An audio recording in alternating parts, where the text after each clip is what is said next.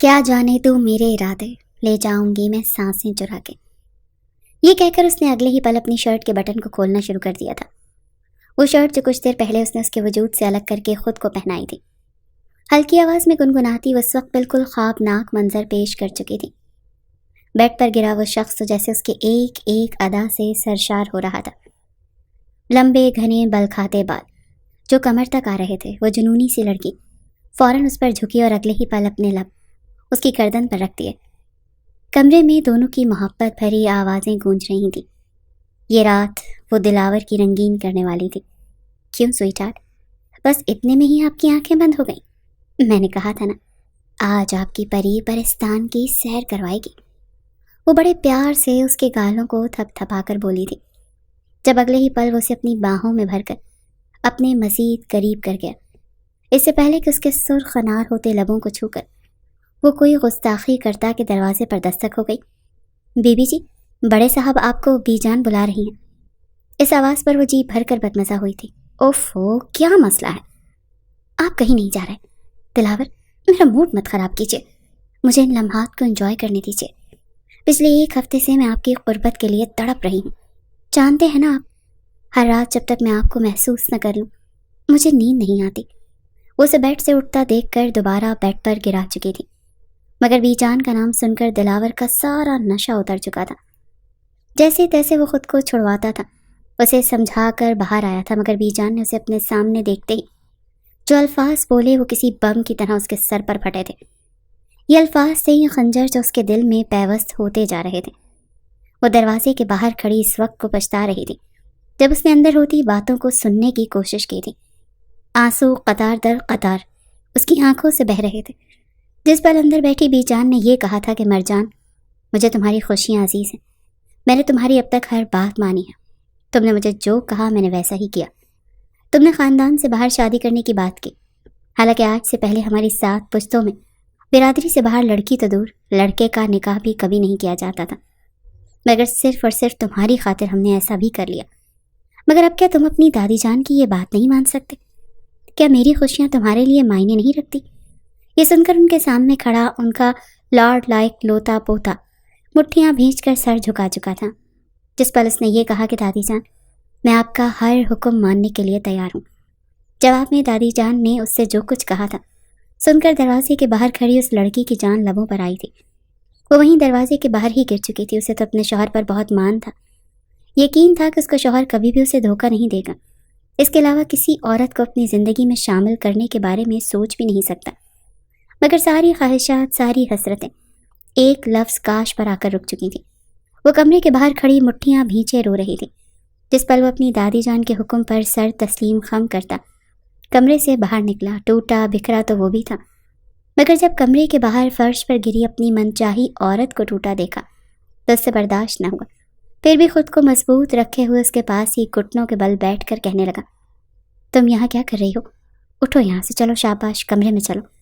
مگر وہ اس کا ہاتھ جھٹک چکی تھی۔ مت کہیں مجھے پری، نہیں ہوں میں آپ کی پری، آپ نے مجھے دھوکہ دیا ہے، آپ نے وعدہ خلافی کی ہے، آپ نے آج میرا ہر مان ہر بھرم توڑ دیا۔ وہ خاموش ہو چکا تھا، اس کے دل و دماغ میں بھی ایک جنگ سی چل رہی تھی۔ وہ خود ہی فرش سے اٹھ کر بھاگتے ہوئے کمرے میں جا کر دروازہ لاک کر چکی تھی۔ 2 آنسو اس کی آنکھ میں بھی آئے تھے، مگر وہ انہیں حلق میں اتار گیا۔ ایک طرف بیوی تھی اور دوسری طرف دادی، جنہوں نے اسے بچپن تک جوان کیا تھا، اس کی ہر ایک ضد کو مانا تھا۔ اب وہ بستر مرگ پر تھی۔ اگر وہ ان کی اس بات کو ٹال دیتا تو شاید زندگی بھر کبھی خود کو معاف نہ کر پاتا۔ کتنی ہی دیر وہ دروازے کے باہر کھڑا رہا، دروازے پر دستک دیتا رہا، مگر اندر سے اسے سسکیاں اور ہچکیوں کی آوازیں آ رہی تھیں۔ وہ رو رو کر خود کو کوس رہی تھی، روتے ہوئے کہہ رہی تھی کہ کیوں نہیں ہوں میں مکمل عورت، آخر کیوں ہیں یہ کمیاں مجھ میں؟ کاش میں بھی باقی عورتوں کی طرح مکمل ہوتی تو آج دادی جان کو کبھی یہ کہنے کا موقع نہ ملتا۔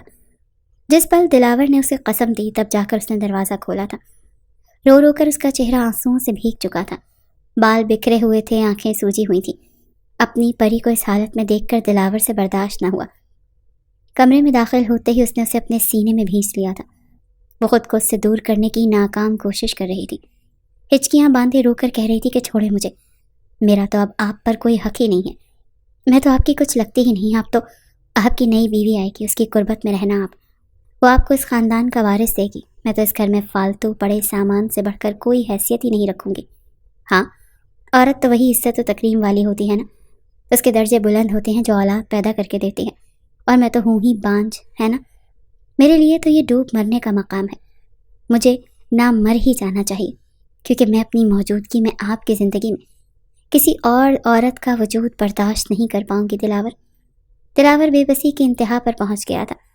وہ جو سب کچھ کہہ رہی تھی، رو رہی تھی، سسک رہی تھی، مگر دلاور اسے اپنے ساتھ لگا کر اتنا کہہ رہا تھا کہ پاگل مت بنو، ٹھنڈے دماغ سے سوچو، تم میری بیوی ہو، میری محبت ہو، میرا سکون ہو۔ دادی جان نے وارث کی خاطر مجھے یہ سب کچھ کرنے کو کہا ہے۔ جانتی ہو ڈاکٹر نے کیا کہا ہے؟ دادی چند ماہ کی مہمان ہے، صرف چند ماہ۔ ان کا کہنا ہے کہ دادی کو جس قدر ہو سکے خوش رکھیں، کیونکہ یہ 2 ماہ سے زیادہ زندہ نہیں رہنے والی۔ اب بتاؤ میری جان سے پیاری دادی جو چند ماہ میں مجھے چھوڑ کر جانے والی ہیں، کیا میں ان کی یہ خواہش بھی پوری نہ کروں؟ مجھے کوئی اس کا بہتر حل نکالنے دو۔ کیا تمہیں لگتا ہے کہ میں ہنسی خوشی کسی بھی لڑکی سے شادی کر لوں گا اور شادی کے بعد اس کے ساتھ وہ لمحات گزاروں گا؟ بالکل نہیں، میرا ضمیر مجھے گوارا ہی نہیں کرتا۔ جس پل دلاور نے پریسا کو تسلی دی تو وہ چپ ہوئی۔ دلاور جانتا تھا اگر وہ اپنی دادی کی بات مان کر کسی سے نکاح کر بھی لے تو پری جیتے جی مر جائے گی۔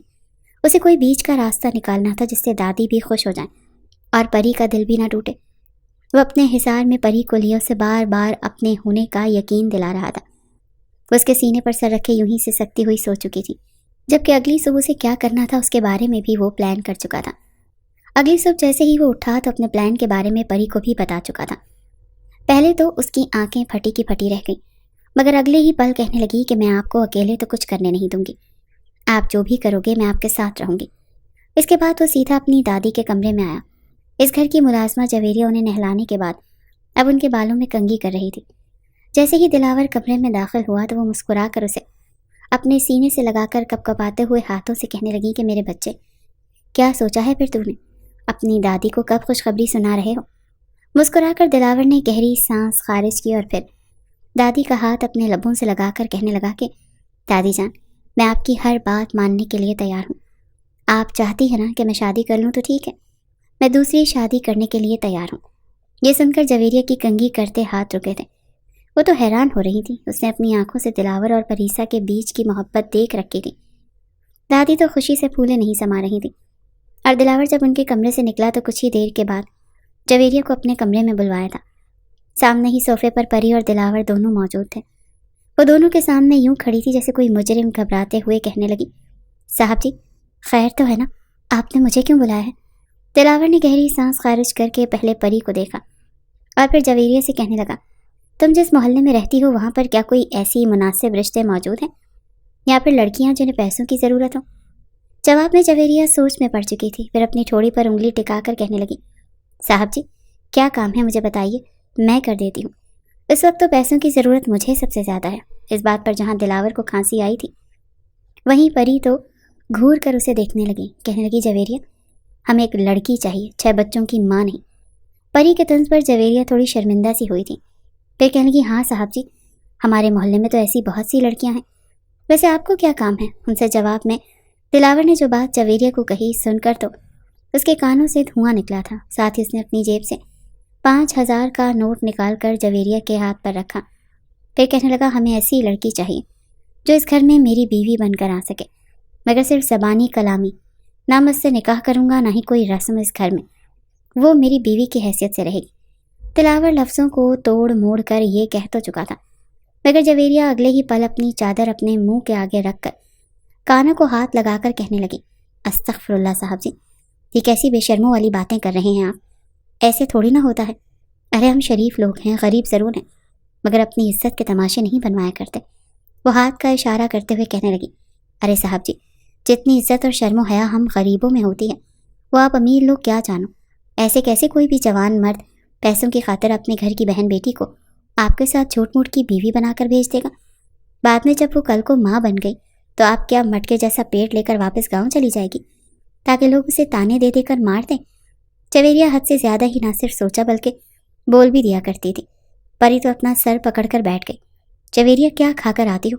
پوری بات تو سن لو، ہمیں صرف کچھ مہینوں کے لیے کانٹریکٹ پر ایک لڑکی چاہیے جو اس گھر میں دادی کے سامنے دلاور کی بیوی بن کر رہے۔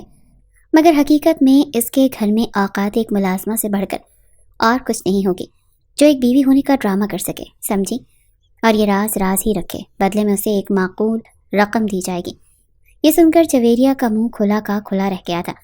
صاحب جی، مرنے والوں سے ایسے جھوٹ تو نہیں بولا کرتے، مگر چلو اگر آپ پیسے دے رہے ہو تو میں آپ کا یہ کام کر دیتی ہوں۔ لڑکیاں تو بہت مل جائیں گی، مگر میں آپ کے لیے ایک شریف معصوم سی لڑکی لے کر آؤں گی، ٹھیک ہے نا؟ آپ فکر مت کیجیے، آپ کا یہ کام ہو جائے گا۔ دلاور اور پری دونوں ہی کافی سنجیدہ تھے، جبکہ جویریہ اگلے ہی روز ایک لڑکی اپنے ساتھ ملک ہاؤس میں لا چکی تھی۔ 18-19 سالہ وہ دبلی پتلی سی انتہائی معصوم لڑکی تھی، سر پر چادر کیے ہوئے، دونوں مٹھیوں میں چادروں کو تھامے، سادہ سے کپڑے پہنے وہ جویریہ کے ساتھ اندر چل کر آئی۔ سب کی نظروں سے بچتے بچاتے اسے سیدھا گیسٹ روم میں لے کر آئی تھی، جہاں پر پری موجود تھی۔ دلاور تو کہہ چکا تھا، مجھے کوئی دلچسپی نہیں ہے، تمہیں جو بہتر لگے تم کرو، دادی کو خوش تو کرنا ہے۔ اس وقت دادی کمرے میں آرام کر رہی تھی، جس پر اس لڑکی کو پری نے نظر بھر کر دیکھا۔ سر سے لے کر پیر تک دیکھنے کے بعد وہ چلتی اس کے قریب آئی۔ دیکھنے میں بے حد بھولی اور گھبرائی ہوئی لگ رہی تھی۔ پری نے سرسری سے انداز میں کہا کہ تمہیں جویریہ نے سب کچھ بتا تو دیا ہی ہوگا، 3-4 ماہ کا کام ہے، اس کے بعد تم اپنے راستے اور ہم اپنے راستے، مگر خبردار جو اس راز کو کبھی بھی کسی کے ساتھ ذکر کرنے کی کوشش بھی کی تو۔ وہ سہم کر کہنے لگی، بی بی جی، مجھے پیسوں کی ضرورت ہے، میں اپنے ابا کا علاج کروانا چاہتی ہوں، وعدہ کرتی ہوں کسی کو کانوں کان خبر نہیں ہونے دوں گی، آپ جیسا کہو گی میں ویسے ہی کروں گی۔ پری اس کے بولنے کے انداز سے تھوڑی مطمئن ہوئی تھی۔ اب اگلا کام جویریہ کا تھا۔ جس پل جویریہ دادی کے کمرے میں گئی تب اسے کھانستے ہوئے کہنے لگی کہ میں اپنے پوتے کی اولاد کی خاطر دوسری شادی کروانا چاہتی ہوں، تو ایسا کر مجھے کوئی لڑکی دکھا دے۔ میں چاہتی ہوں، پہلی بہو تو امیر خاندان سے آئی ہے، بڑی نخریلی اور اکڑو ہے، آج تک اس نے آ کر کبھی میرے پاؤں تک نہیں دبائے، نہ کہ چلو گھر میں بزرگ موجود ہیں، ان کے آ کر کاندھے دبا دوں، سر دبا دوں، تھوڑا وقت گزار لوں، مگر نہیں۔ اسی لیے میں چاہتی ہوں کہ اب کی بار جو لڑکی آئے وہ غریب خاندان سے ہو۔ غریب لڑکی ایک تو دعا بڑی دے گی، دوسرا اولاد کی تربیت بھی بڑی اچھی کرتی ہے۔ جویریہ نے تو موقع پر چوکا مارتے ہوئے کہا، ٹھیک ہے بڑی بیوی، آج جیسا کہیں گی ویسے ہی ہوگا۔ اگلے ہی روز جب بی جان کو عالیہ دکھائی گئی تو وہ دیکھتے ہی اسے پسند کر چکی تھی۔ عالیہ کا باپ موذی بیماری سے لڑ رہا تھا، ماں بھی لوگوں کے گھروں میں کام کاج کر کے گزارا کرتی تھی۔ جس پر انہیں پتہ چلا کہ ان کی بیٹی کا رشتہ ایک امیر کبیر خاندان میں ہونے والا ہے تو ان کی خوشی کی تو کوئی انتہا نہیں رہی۔ پلان کے مطابق دلاور نے یہی کہا کہ میں یہ نکاح مسجد میں کرنا چاہتا ہوں۔ دادی کو بھی اس سے کوئی اعتراض نہیں تھا۔ ابھی تک دلاور نے اس لڑکی کو دیکھا نہیں تھا، ہاں البتہ وہ گاؤں سے روانہ ہو گیا تھا۔ وہ دلہن کی طرح سجی تھی، گھونگھٹ اٹھا رکھا تھا، اور دلاور اسے اپنے ساتھ اپنی گاڑی میں بٹھا کر گھر لا چکا تھا۔ وہ ڈری سہمی آس پاس دیکھ رہی تھی، آنکھوں میں آنسو تھے۔ اس نے اپنی شادی کبھی ایسی تو نہیں سوچ سکی تھی۔ ہر لڑکی کی طرح اس نے بھی سوچا تھا کہ وہ ایک امیر گھرانے میں بیاہ کر جائے، اس کے سپنوں کا شہزادہ اسے بیاہنے کے لیے آئے گا اور وہ اس کے ساتھ آگے کی زندگی بڑی ہی خوش و خرم گزارے گی۔ مگر افسوس وہ ایک بڑے گھر میں آ تو چکی تھی، مگر بیوی بن کر نہیں، صرف ایک جھوٹا ڈرامہ کرنے کے لیے۔ آنکھوں میں آنسو تھے جو کہ بہے ہی جا رہے تھے۔ یہ بھی ڈر اس کے دل میں لاحق تھا کہ 4 ماہ بعد جب اس رشتے کو ختم کر کے واپس گاؤں جائے گی تو سب لوگ تو یہی سمجھیں گے کہ اسے طلاق ہو چکی ہے، بڑے لوگوں نے اسے طلاق دے کر چھوڑ دیا، پھر آخر اس کے لیے اچھا رشتہ کیوں آئے گا اور کوئی اس سے شادی کیوں کرے گا۔ وہ بھی کھڑی یہی سوچ رہی تھی جب جویریہ اس کے پاس آئی۔ اوہو، اب یہاں کیا بت بنی کھڑی ہو تم؟ اس گھر کی کوئی راج دلاری ہو کیا جو تمہیں بڑی عزت سے بڑے صاحب جی کے کمرے میں لے جایا جائے گا اور وہاں پر لے جا کر دلہن کی طرح بٹھایا جائے گا؟ چپ چاپ میرے ساتھ چلو۔ وہ اسے بازو سے پکڑ کر سیدھا کچن میں لے گئی۔ جیسے اس کا گھونگھٹ اٹھایا تو آنکھوں میں آنسو تھے۔ جویریہ نے اسے روتے دیکھا تو کہنے لگی، ارے رونے والی کیا بات ہے، تجھے تو خوش ہونا چاہیے، یہاں میں دن رات ان کی جوتیاں سیدھی کرتی ہوں، ڈانٹ الگ کھاتی ہوں، اس چھوٹی بیوی سے باتیں الگ سننی پڑتی ہیں، پھر بھی مہینے کا 25,000 روپیہ تنخواہ دیتے ہیں یہ لوگ مجھے، اور تم تو 4 مہینوں کا 5 لاکھ روپیہ لے رہی ہو، کیا کم ہے تجھے؟ وہ روتے ہوئے اپنی آنکھوں میں آنسو صاف کر رہی تھی، لیکن کہنے لگی، پتہ نہیں، مجھے ڈر لگ رہا ہے آپا، کہیں کچھ غلط ہو گیا تو مجھے خوف آتا ہے، شاید میں پہلی لڑکی ہوں گی جو دلہن تو بنی ہوں مگر بغیر شادی کے، صرف اور صرف ایک ڈرامہ کرنے کے لیے۔ ابھی وہ وہاں پر بیٹھی ہوئی تھی کہ جب پری وہاں پر اسے روتا ہوا دیکھ کر سر سے لے کر پیر تک اسے دیکھا، کہیں نہ کہیں وہ اس کے حسن سے حسد کرنے لگی تھی۔ بلا شبہ وہ بھی خوبصورت تھی، مگر عالیہ کے حسن کے سامنے وہ کوئی قدر و قیمت رکھتی ہی نہیں تھی۔ وہ اسے جھٹک کر کہنے لگی کہ جاؤ اور جا کر دادی سے مل لو۔ وہ اپنی جھوٹ موٹ کی بہو سے ملنے کے لیے بےتاب ہیں۔ دادی تو ویل چیئر پر بیٹھی انہی کا انتظار کر رہی تھی۔ جیسے ہی دلاور کو عالیہ کے ساتھ دیکھا تو خوشی سے آنکھوں میں آنسو جھلملانے لگے۔ دونوں کو اپنے پاس بلا کر اپنے سینے سے لگا لیا، دونوں کا ماتھا چومتے ہوئے کہنے لگی، جیو پلو اور بس مجھے میرے پوتے کی شکل دکھا دو، مجھے وارث چاہیے۔ بچے بس تم مجھے وہ خوشیاں دے دو، میں تمہیں کبھی بھی رسوا ہونے نہیں دوں گی۔ دادی ہکلاتے ہوئے اپنے کپ کپاتے ہاتھوں سے عالیہ کو چہرہ پکڑ کر کہہ رہی تھی، بار بار دلاور سے کہہ رہی تھی، دیکھ میری پسند کتنی پیاری ہے، یہ لڑکی تو نے تو بلا وجہ ہی اس پری سے شادی کر لی، پری تو وہ کہیں سے بھی نہیں لگتی، چڑیل لگتی ہے چڑیل، تجھے ابھی اس کا اصل چہرہ جو معلوم نہیں ہے، میں جانتی ہوں اسے کتنی بڑی بھیانک ڈائن ہے، پریاں تو اس جیسی ہوتی ہیں، دیکھ پیاری معصوم سی بھولی بھالی سی۔ دادی جان کی اتنی اپنائیت دیکھ کر عالیہ کو کچھ ڈھارس ملی تھی، وہ دل ہی دل میں مسکرا گئی اور پھر کتنی ہی دیر بی جان کے ساتھ بیٹھی رہی۔ دلاور بھی ان کا دل رکھنے کے لیے اسی کے ساتھ بیٹھا مسکراتا رہا، ان کے ہر ایک بات کا جواب دیتا رہا۔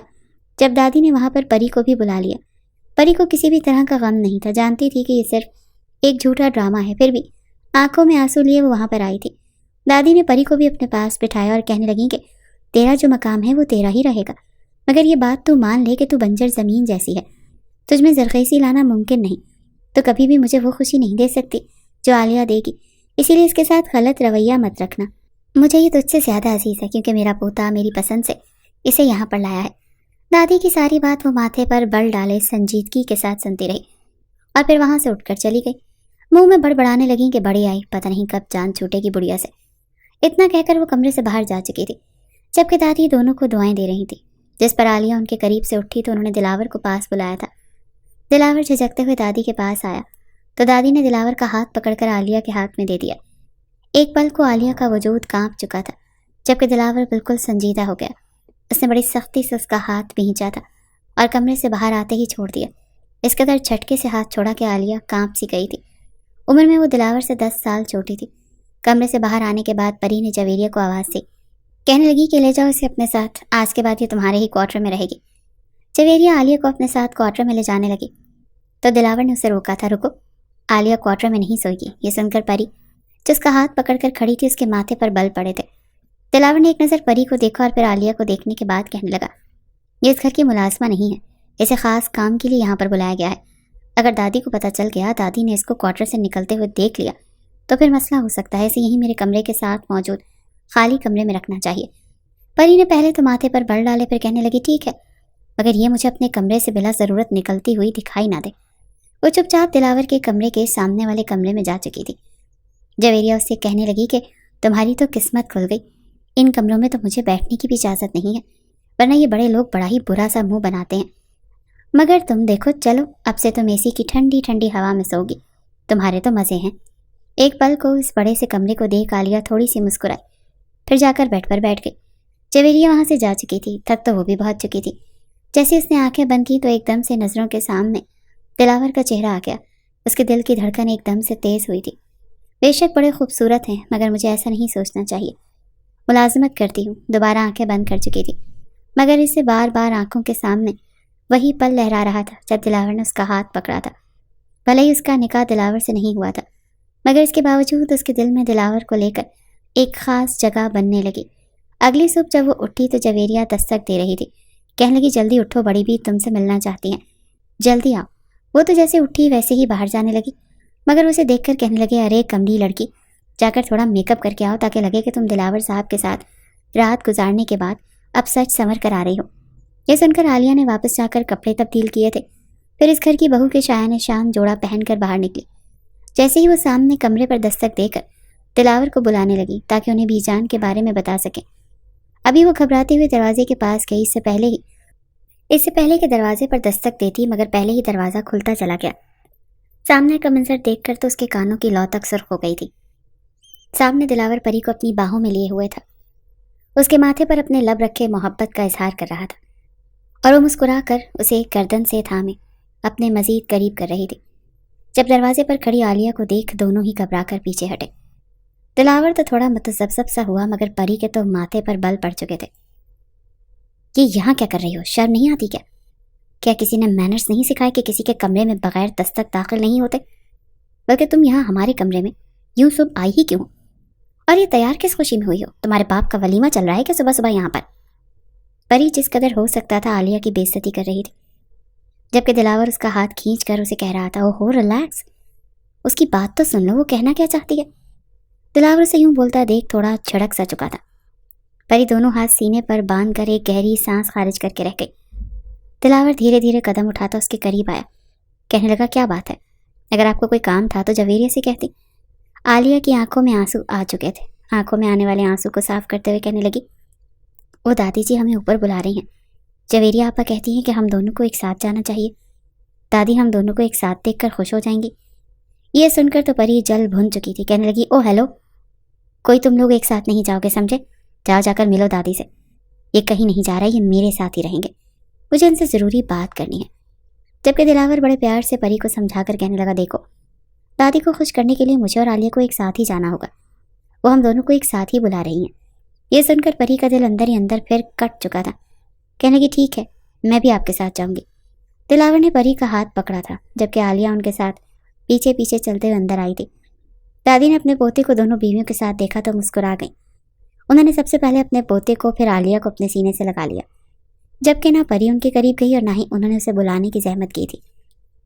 دونوں کو اپنے پاس بٹھا کر جویریہ سے کہا میرے بیٹے اور بیٹی کے لیے ناشتہ یہیں لے آؤ، میں ان کے ساتھ ناشتہ کرنا چاہتی ہوں۔ جس طرح 2 ہی دن میں دادی کی طبیعت بحال ہو چکی تھی، پری کو تو یہ خطرہ لاحق ہو چکا تھا کہ کہیں یہ بڑھیا بالکل صحت یاب ہی نہ ہو جائے۔ یہ تو پہلے سے زیادہ تندرست دکھائی دینے لگی ہے۔ وہیں دادی کے دائیں بائیں بیٹھے ہوئے وہ دونوں ناشتہ کر رہے تھے، جبکہ پری گھور گھور کر دلاور کو دیکھ رہی تھی۔ دادی نے جب پری کو یوں کھڑے دیکھا تو کہنے لگی ارے تو کیوں وہاں پر پچھل پیری بن کر کھڑی ہے؟ تو بھی کرسی ادھر گھسیٹ کر آ جا، بیٹھ جا ناشتہ کر لے۔ مگر جواب میں وہ پیر پٹک کر کہنے لگی نہیں دادی جان، آپ اپنی لاڈلی بہو اور پوتے کے ساتھ بیٹھ کر ناشتہ کیجیے، مجھے ابھی بھوک نہیں ہے۔ دادی نے سر چھٹکا کر کہا چلو جاؤ پھر، ہمارے نوالے کیوں گن رہی ہو؟ دلاور بڑی مشکل سے اپنی ہنسی روک پایا تھا، جبکہ وہ جلتی بھنتی وہاں سے پیر پٹک کر جا چکی تھی۔ یہ بات تو عالیہ بھی نوٹ کر گئی تھی کہ نہ ہی دادی کو پریسا پسند ہے اور نہ ہی پریسا دادی کو کچھ خاص پسند کرتی ہے، جبکہ دلاور دونوں کو کسی نہ کسی طرح جوڑ کر رکھے ہوئے ہے۔ اس کے بعد دلاور اپنے کام پر جا چکا تھا، جبکہ وہ پورا دن عالیہ نے دادی کے ساتھ ہی گزارا تھا۔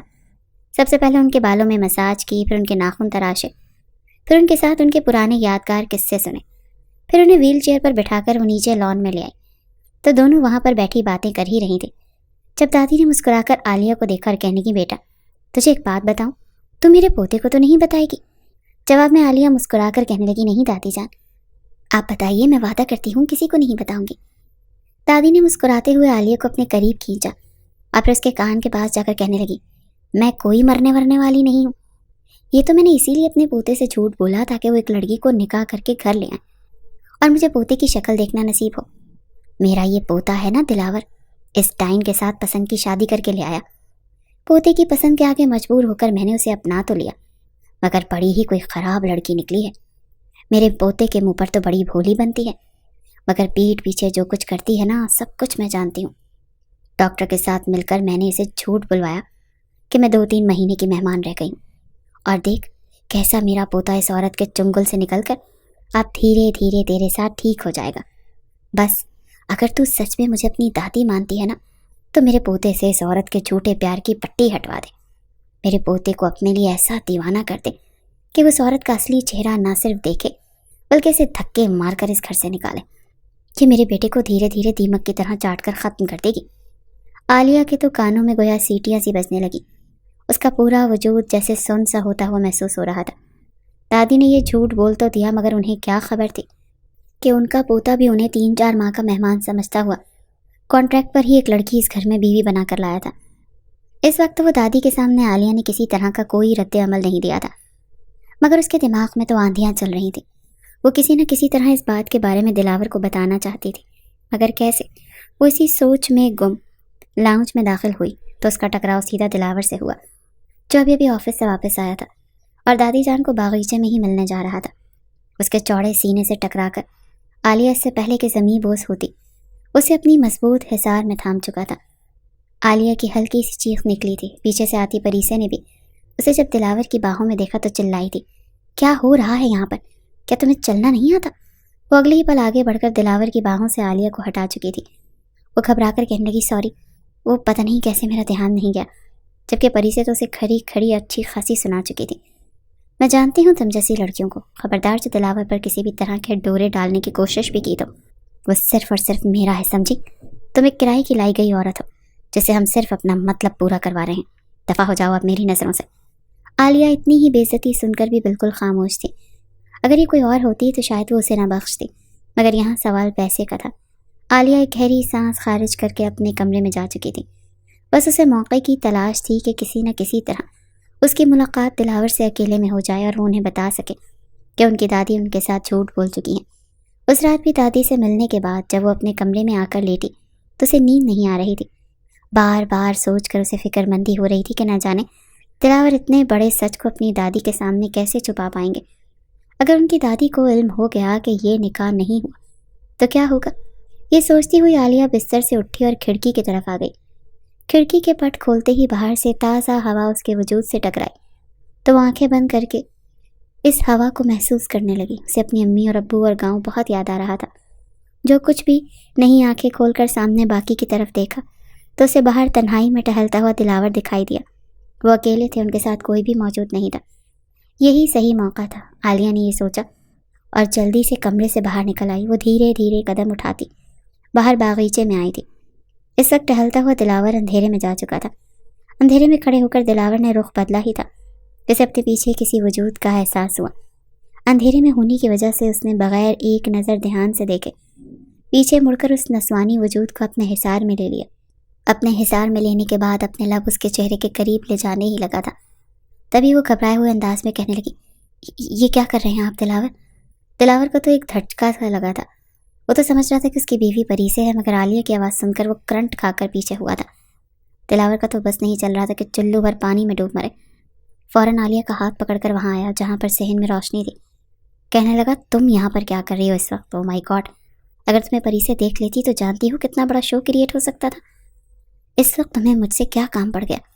دلاور تو الگ بوکھلایا ہوا تھا۔ اسے ڈر تھا تو صرف اور صرف پری سے کا اگر وہ وہاں پر آ جاتی تو کچھ بھی ہو سکتا تھا۔ مگر آس پاس دیکھنے کے بعد عالیہ کہنے لگی، مجھے آپ سے بہت ضروری بات کرنی ہے۔ مجھے یہی موقع ٹھیک لگا کیونکہ دن میں تو ہر وقت آپ کے گھر آنے کے بعد پری سے میڈم آپ کے ساتھ ہوتی ہیں۔ آپ پلیز 2 منٹ میری بات سن لیں۔ مگر دلاور اسے ہاتھ کے اشارے سے کہہ رہا تھا کہ چلی جاؤ یہاں سے، میری زندگی مزید مشکل مت کرو۔ میں پہلے ہی دادی کی یہ بات مان کر بری طرح سے پھنس چکا ہوں۔ میری بیوی مجھے شک کی نظروں سے دیکھنے لگی ہے، حالانکہ آج سے پہلے اس نے کبھی مجھ پر شک نہیں کیا تھا۔ پلیز جاؤ یہاں سے۔ دلاور کو اپنے سامنے ہاتھ جوڑتا دیکھ کر عالیہ خاموش ہو گئی۔ کہنے لگی، پلیز 2 منٹ بات سن لیجیے، دادی کے بارے میں بات ہے، آپ کو بتانا ضروری ہے۔ دلاور اس کے منہ سے دادی کا نام سن کر رک چکا تھا۔ کہنے لگا، کیوں؟ کیا ہوا دادی کو؟ دادی کی طبیعت تو ٹھیک ہے نا؟ وہ نظریں جھکا کر کہنے لگی، وہ دراصل دادی جان کو کوئی بیماری نہیں ہے، بلکہ وہ تو پوتی کی خاطر۔ دلاور، آپ یہاں اس لڑکی کے ساتھ؟ چل کیا رہا ہے یہاں پر؟ خفیہ ملاقاتیں ہو رہی ہیں کہ یہاں؟ یا مجھے دھوکہ دے کر میری آنکھوں میں دھول جھونک کر یہاں پر آپ خفیہ ملاقات کر رہے ہیں؟ مجھے آپ سے یہ امید نہیں تھی، آپ میرے ساتھ ایسا کیسے کر سکتے ہیں؟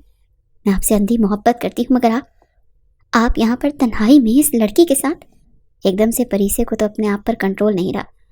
وہ گہرے گہرے سانس لے رہی تھی، بکھرے ہوئے انداز میں کہہ رہی تھی، میں نے تو آپ کو باقی مردوں سے الگ سمجھا ہوا تھا، مگر آپ بھی باقیوں جیسے نکلے۔ جوان حسن دیکھا نہیں کہ پگھل گئے۔ پریسے کے منہ سے یہ سب کچھ سن کر دلاور اس کے قریب آیا تو اسے کاندھوں سے تھام کر کہنے کا، غلط مت سوچو، یہ تو مجھے دادی کی طبیعت کے بارے میں بتانے کے لیے آئی تھی۔ میں سچ کہہ رہا ہوں، تمہاری قسم، میں تو یہاں پر تھوڑی دیر ہوا کھانے آیا تھا، یہ مجھے دادی کے بارے میں کچھ بتا رہی تھی۔ بتاؤ، چپ کیوں ہوں عالیہ؟ بتاؤ نا کیا ہوا ہے دادی کو؟ دادی کیا کہہ رہی ہیں؟ پریسے کی مینٹل کنڈیشن دیکھنے کے بعد عالیہ چپ ہو گئی تھی۔ اگر ان کے سامنے حقیقت بتا دیتی تو دلاور سے زیادہ پریسے کو اس بات کا صدمہ ہوتا، کیونکہ وہ جس طرح پاگل پن کی حد تک دلاور سے محبت کرتی تھی، یہ بات شاید اپنی پسند نہ آتی۔ وہ گہری سانس خارج کرے کہنے کی، کچھ نہیں، میں نے انہیں رات کو دوا دے دی ہے، یہ بتانے کے لیے آئی تھی۔ اتنا کہہ کر عالیہ چپ چاپ کمرے میں جا چکی تھی، جبکہ دلاور اس کو کہیں نہ کہیں یہ شک ہو چکا تھا کہ دال میں کچھ کالا ضرور ہے۔ اس نے جیسے تیسے پریسے کو سمجھایا اور اسے کمرے میں لے جا چکا تھا۔ کمرے میں جاتے ہی وہ اپنا ہاتھ چھڑوا کر اپنے دونوں ہاتھ دلاور کے گلے پر رکھے، اسے کالر سے جھنجھوڑ کر اپنے قریب کر کے انتہائی خصیل لہجے میں کہنے لگی، یہ سب کچھ کیا ہے دلاور؟ میں یہاں راتوں کو بے خبر سکون سے سو رہی ہوں کہ میرا شوہر صرف اور صرف میرا ہے، لڑکی سے کوئی فرق ہی نہیں پڑتا۔ اس کے نزدیک وہ دوسری لڑکی صرف کرائے کی لائی ہوئی ایک لڑکی ہے جو تب تک یہاں پر ہے جب تک دادی خیر سے اس دنیا میں ہے، مگر آپ آدھی رات کو باہر اس کے ساتھ۔ اتنا کہتے ہوئے وہ روتے ہوئے کالر کو مضبوطی سے پکڑ گئی۔ دلاور اپنے کالر سے چھڑوا نہیں رہا تھا، بلکہ اس کے دونوں ہاتھ یوں ہی پکڑ لیے اور اپنا چہرہ اس کے چہرے کے قریب لے جا کر کہنے لگا، پری پلیز مجھ پر یقین کرو، تمہیں مجھ پر صرف اتنا سا ہی یقین ہے؟ میں وہاں پر چہل قدمی کر رہا تھا، آج شاید کچھ زیادہ ہی کھانا کھا لیا، بے چینی سے ہو رہی تھی، میں تو باغیچے میں ٹہل رہا تھا تاکہ اپنے آپ کو نارمل کر سکوں۔ وہ کب وہاں پر آئی اور مجھے بس غلط فہمی ہو گئی۔ ہڑبڑا کر جب دلاور بولا تو اس کی آنکھوں میں دیکھ کر وہ پھر سے کہہ اٹھی، کیسی غلط فہمی بولی؟ ایسی کون سی غلط فہمی ہو گئی کہ آپ نے اسے اپنے سینے سے ہی لگا لیا؟ دلاور اپنا کالر چھڑوا کر رخ پھیر کر کچھ شرمندگی سے کہنے لگا، پلیز مجھے شرمندہ مت کرو، مجھے لگا شاید تم اٹھ کر آئی ہو اور یہ سوچ کر میں نے تمہیں اپنے حصار میں لے لیا، مگر مجھے کہاں خبر تھی کہ یہ وہ نکلے گی؟ مجھے تو خود نہیں پتا کہ وہ وہاں پر گئی کس لیے تھی۔ اب تو مجھ پر اس طرح شک تو مت کرو، دیکھو تمہیں مجھ پر اعتبار ہونا چاہیے، تمہاری مرضی سے تمہاری لائی ہوئی لڑکی سے نکاح کا ڈرامہ کر رہا ہوں۔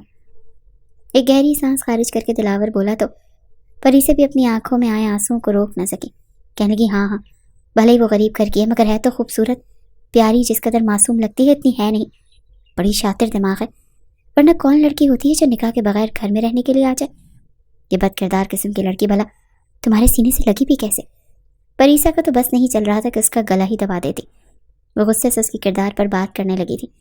یہ سن کر دلاور نے گہری سانس خارج کرتے ہوئے کہا، اسے دیکھا، کہنے لگی، مت سوچو پلیز، ہمیں یوں کسی کے کردار پر انگلی نہیں اٹھانی چاہیے، اگر ہم اسے پیسوں کا نہ کہتے، اسے اپنے باپ کا علاج نہ کروانا ہوتا تو شاید وہ کبھی بھی یہاں پر ہمارے اس گھر میں نہ آتی، ہم نے خود اسے استعمال کیا ہے، اب ہم اسے بلیم نہیں کر سکتے۔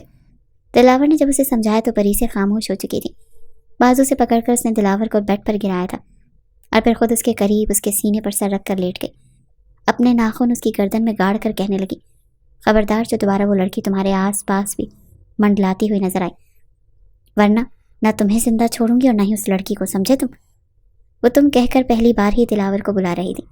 دلاور ہنس پڑا، اسے اپنے حصار میں لے کر کہنے لگا، تم جیسی ہٹلر بیوی جب سر پر منڈلا رہی ہو تو کس کی مجال ہے کہ میرے قریب آئے؟ ایک ہفتہ گزر گیا مگر دوبارہ سے موقع ہی نہ ملا کہ وہ تنہائی میں عالیہ سے اس بارے میں بات کر سکے۔ ہاں یہ بات تو اس نے بھی نوٹ کی تھی کہ جب سے عالیہ اس گھر میں آئی ہے دادی کی طبیعت میں خاصا فرق پڑا ہے، وہ پہلے سے زیادہ ٹھیک سے کھانے پینے لگی ہیں، دوا بھی وقت پر لے لیتی ہیں، اب تو پہلے جو وہ ہکلا کر بات کیا کرتی تھی دھیرے دھیرے سے ان کی زبان بھی درست ہوتی جا رہی تھی۔ جب سے عالیہ اس گھر میں آئی تھی وہ دادی کا بہت خیال رکھ رہی تھی، ان کے ساتھ وقت گزارتی، ہنستی مسکراتی۔ ایک شام جب دلاور دادی کے پاس گیا تو پاس بیٹھی عالیہ کو دیکھ کر اسے تھوڑا عجیب بھی لگا تھا۔ اس وقت اس نے کچھ نہ کہا مگر کمرے میں جا کر پریسا کو اپنی باہوں میں بھر کر دیکھنے لگا۔ وہ اس وقت اپنے بالوں میں برش کر رہی تھی، ڈریسنگ ٹیبل کے سامنے کھڑی تھی، آئینے میں دونوں کا عکس جگمگا رہا تھا۔ جب وہ پریسے کی گردن کے قریب اپنا چہرہ رکھ کر کہنے لگا، پری یار دادوں کے پاس جایا کرو، ان کے ساتھ تھوڑا وقت گزارا کرو، انہیں بھی تو اچھا لگے گا نا۔ اب دیکھو وہ کل کی آئی لڑکی جسے صرف اور صرف ہم اپنا مطلب پورا کروانے کے لیے لائے ہیں، وہ کیسے دادی کے آگے پیچھے گھومتی ہے، جب بھی دادی کے پاس جاؤ وہ اس کی تعریفیں کر رہی ہوتی ہیں۔ تم بھی دادی کے پاس جا کر تھوڑا وقت گزارا کرو، اس لڑکی نے ہمیشہ تو یہاں پر نہیں رہنا، میں چاہتا ہوں کہ دادی کی نظر میں تمہاری اہمیت بڑھے، نہ کہ اس لڑکی کی۔ اس کے برش کرتے بالوں سے ہاتھ رک گیا، وہ کہنے لگی، دادی مجھے پسند ہی نہیں کرتی، ان کے پاس جاؤ بھی تو وہ مجھے کھری کھری سنا دیتی ہیں، پتہ نہیں کہاں کہاں سے باتیں نکال کر لے آتی ہیں، اور مجھے نہیں اچھا لگتا پھر میں ان کے ساتھ بدتمیزی کروں۔ دلاور نے اسے سمجھانے کی بہت کوشش کی تھی، وہ میری دادی ہیں، تم جانتی ہو نا میں ان سے کتنی محبت کرتا ہوں، تم میری خاطر ہی صحیح ان کی تیمارداری کر لیا کرو۔ جھوٹے منہ ہی صحیح پریسا مان چکی تھی کہ ٹھیک ہے کل چلی جاؤں گی، بیٹھ جاؤں گی ان کے پاس، باتیں بھی کر لوں گی، مگر یہ پیر دبانا اور ان کے چپ چپے بالوں میں مساج کرنے والا کام مجھ سے نہیں ہوگا۔ دلاور ہنسا تھا کہ چلو بابا تم ان کے پاس بیٹھ کر بات کر لینا، وہی کافی ہوگا۔ تقریباً 1 ماہ ہونے والا تھا لیکن ابھی تک عالیہ دوبارہ اپنے مائکے نہیں گئی تھی۔ اس روز جب اسے دلاور نے کچھ پیسے دیے تو وہ جھجکتے ہوئے کہنے لگی، مجھے اپنے امی ابو سے ملنے کے لیے جانا ہے، کیا میں چلی جاؤں؟ وہ بھی ابھی دادی کے سارے کپڑے دھونے کے بعد آ رہی تھی۔ دلاور کو بھی اس پر کچھ رحم آ ہی گیا، کہنے لگی، ٹھیک ہے تم گاڑی میں بیٹھو، میں تمہیں چھوڑ کر آتا ہوں۔ اس وقت پری شاپنگ کرنے اپنی سہیلیوں کے ساتھ گئی ہوئی تھی، اس کا کہنا تھا کہ آدھے گھنٹے تک واپس گھر آ رہی ہے، پھر وہ دونوں ایک ساتھ لنچ کرنے جائیں گے۔ یہاں سے عالیہ کا گھر کچھ ہی دور تھا، اسی لیے خود اسے اس کے گھر چھوڑنے گیا تو راستے میں پوچھ بھی چکا تھا، تم اس روز مجھے کچھ بتانا چاہتی تھی نا؟ ڈرتے جھجکتے ہی صحیح لیکن عالیہ نے ساری بات اسے بتا دی۔ बीच सड़क पर ही दिलावर ने गाड़ी को बड़ी जोरों से ब्रेक लगाई थी। ये क्या कह रही हो तुम, होश में तो हो? आलिया घबराते हुए कहने लगी, मुझे अपने मामा बाबा की कसम, दादी ने मुझसे यही कहा जो मैंने आपको बता दिया। दिलावर तो परेशान हो चुका था। आलिया को वहां पर छोड़ने के बाद जब घर आया तो उसकी बुझी शक्ल देखकर फरीसा से भी रहा न गया। कहने लगी, क्या हुआ है? ये कद्दू जैसा मुंह क्यों बना रखा है? क्या बात है, बताओ ना मुझे। क्या दादी ने फिर से कोई फरमाइश कर दी? दिलावर पहले तो उसका चेहरा देखता रहा, फिर कहने लगा, तुम्हें मैं जो बताने लगा हूँ वो ध्यान से सुनना और प्लीज गुस्सा मत करना, क्योंकि मैं भी इतना ही अनजान हूँ जितना कि तुम। जिस पल दिलावर ने उसे सारी बात बताई तो उसके हाथ से शॉपिंग बैग छूट कर गिर चुके थे। व्हाट? ये क्या कह रहे हो? अगर वो मरने वाली नहीं है, वो खैर से जिंदा है, तो हमारे झूठ का क्या बनेगा? ये बात हम सभी जानते हैं कि तुमने दूसरी शादी नहीं की, मगर दादी को अगर पता चला तो क्या होगा? वो तो मेरी जिंदगी बर्बाद करके रख देंगी। एक मर्तबा फिर परीसा डिप्रेशन में जा चुकी थी। दोनों ही परेशान हाल बैठे थे। परीसा का तो खून खौल रहा था। दिल ही दिल में नफरत के जज्बात उबाल मारने लगे। अच्छा, तो ये बुढ़िया भी मेरे ही सीने पर मूंग दलने के लिए जिंदा है। कितने सालों मैंने इंतजार किया था कि इस बूढ़ी औरत से मेरी जान छूट जाए, मगर शायद इसका मरना मेरे ही हाथों लिखा है। मैं तो तुम्हें नहीं छोड़ूंगी। मेरे और दिलावर के रास्ते में जो भी आया मैं उसे बिल्कुल नहीं छोड़ूंगी, चाहे फिर वो तुम ही क्यों ना हो। गुस्सा परीसे पर इस कदर हावी हुआ कि वो अच्छे बुरे की तमीज भूल चुकी थी। उस रात को सोने से पहले ही तय कर चुकी थी कि अगर बर वक्त इस बुढ़िया को कैफरे किरदार तक ना पहुंचाया गया तो कल तक ये इस लड़की को सचमुच इस घर की बहू बना देगी। और वारिस पाने के लिए अगर उसने एक मर्तबा फिर कोई ड्रामा रचा लिया, अपनी कसम ही दिलावर को दे दी, तो दिलावर तो इस औरत के कहने पर उस आलिया के साथ सोने के लिए उसके कमरे में भी चले जाएंगे। नहीं नहीं, बिल्कुल नहीं, मैं सब बिल्कुल भी नहीं होने दूंगी। इससे पहले उस बुढ़िया का काम तमाम कर दूंगी। मोहब्बत में वो इस कदर अंधी हो चुकी थी कि अच्छे बुरे की तमीज़ भी भूल चुकी थी। अगली सुबह घर की साफ सफाई करने के बाद जवेरिया से कहने की, जाओ जवेरिया, बाहर से कुछ सौदा सल्फ ले आओ। उसे लिस्ट थमा दी। जवेरिया कहने की, अरे बीबी जी, अभी परसों ही तो सामान आया था। मगर वो घूर कर कहने की, ये दूसरी लिस्ट है, कुछ मेहमान आने वाले हैं, इसीलिए सामान अभी जाकर ले आओ। जवेरिया पसीना चादर से पहुंचती घर से चली गई। बाकी मुलाजमा तो वैसे भी साफ सफाई करने के बाद जा चुकी थी। आलिया भी घर में मौजूद नहीं थी और दिलावर भी जा चुका था। कमरे में अब एक दादी बची थी या फिर शैतानी दिमाग लिए परीसा। वो चेहरे पर एक तंजिया मुस्कुराहट सजाए दादी के कमरे में आई, जो नींद दराज बैठी कब से जवेरिया को आवाज़ दे रही थी, मुझे व्हील चेयर पर आकर बिठा, मैं ज़रा बाहर खुली हवा में जाना चाहती हूँ। जैसे ही परीसा कमरे में गई तो जाकर दोनों हाथ दादी के कांधों पर रख दिए। कहने लगी, अरे दादी जान, कहाँ जाना चाहती हैं आप? जवाब में वो एक गहरी सांस खारिज करके कहने की, कुछ नहीं, जवेरिया को बोलो मुझे नीचे लॉन में लेकर जाए। मुस्कुराकर एक नज़र परीसे ने दादी को देखा, फिर सबसे पहले तो उसने पीछे मुड़कर ड्रेसिंग टेबल पर पड़ा हुआ कांच का गुलदान फर्श पर फेंक कर तोड़ा था और दादी ने खा जाने वाली नज़रों से देखने लगी। ये क्या कर रही है तू? अरे अंधी हो गई है क्या? गुलदान क्यों तोड़े? मेरा पोता कोई हराम नहीं कमाता, एक एक पाई उसकी हलाल की है, चीज़ों की कदर किया कर। जवाब में वो तंजिया हंसकर कहने लगी, अरे दादी जान, मुझे आपके पोते की भी कदर है और उसके पैसों की भी, मगर हमारे बीच आकर जब कोई काम खराब करने की कोशिश करता है ना, तो मुझे उस पर बड़ा ही गुस्सा आता है। अब आप खुद को ही देख लीजिए, दूसरी शादी, औलाद और मुझे बांझ होने के ताने दे देकर मुझे इस कदर कड़वा कर दिया कि आज मैं आपको ही अल्लाह पाक के पास पहुंचाने के लिए आ गई। दादी ने पलटकर उसे देखा था, मगर तब तक परी से दादी को उठाकर खड़ा कर चुकी थी। बजाय व्हील चेयर पर बिठाने के उसने दादी को जोर से फर्श पर दे मारा। कांच का गुलदान टूटा पड़ा था। दादी तवाज़ुन बरकरार न रखने की वजह से चिल्लाकर सीधा फर्श पर जा गिरी। कांच के टुकड़े उनके वजूद में पेवस्त हो चुके थे। एक टुकड़ा उनकी शहरग में बेबस हो चुका था। 1 मिनट तक वो तड़पती रही। खून पूरे फर्श पर फैल गया और वो दोनों हाथ झाड़ती नफरत से चिल्लाकर कहने लगी, तो जैसी बूढ़ियों के साथ ऐसे ही होना चाहिए, जो बिला वजह जिंदगी में टांग अड़ाती हैं। बड़ा शौक था ना मरने का, जा अब मज़ा चख मौत का। वो ऐसा कहकर हाथ झाड़ती रही थी कि ऐन उसी पल वहाँ पर दिलावर और आलिया दाखिल हुए। अपनी आंखों के सामने जब उन्होंने ये मंजर देखा तो दिलावर की चीख निकली थी। न सिर्फ दिलावर बल्कि आलिया भी चिल्लाई थी, दादी जान ये क्या हुआ आपको? परी से तो वहीं पर बुत बनी खड़ी। जब दिलावर ने दादी का रुख सीधा किया तो उनके वजूद में अनगिनत कांच बेबस थे। वो आखिरी सांस था जब पोते को देखते हुए वो आखिरी सांस भी रुक चुका था। आंखों में आंसू थे जो सीधा दिलावर के हाथ पर गिरे थे। उसने अपनी दादी को इस हालत में देखा और फिर आंखों में आंसू और गुस्से के साथ चिल्ला कर परीसा को देखा। ये क्या किया तुमने? मेरी दादी को मार दिया, मेरी कुल कायनात उजाड़ दी तुमने। इतनी सख्त दिल कैसे हो सकती हो? आलिया अपनी चादर से दादी का खून रोकने की कोशिश कर रही थी, जबकि दिलावर ने जोरदार थप्पड़ परीसा के मुंह पर मार दिया था। वो रो रही थी, घबराई हुई कहने लगी, मैंने कुछ नहीं किया, मैं तो उनको व्हील चेयर पर बिठाने लगी, ये मेरे हाथ से छूट कर गिर गई।